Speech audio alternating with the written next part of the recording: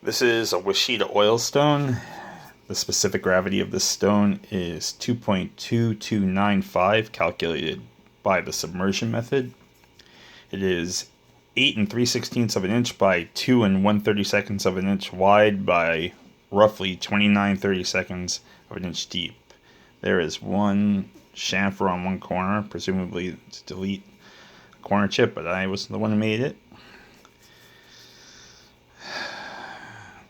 The surface is flat.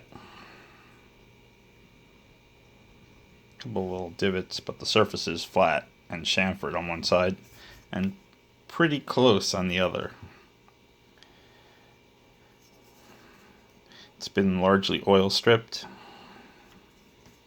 And let's see if I can get a translucency test going. And as you can see, it is allowing light to pass.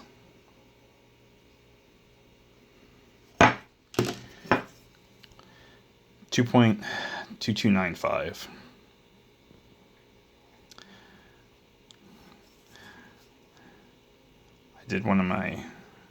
Finished one of my chef's knives on this just to test it out, and did a very good job on my old French knife. So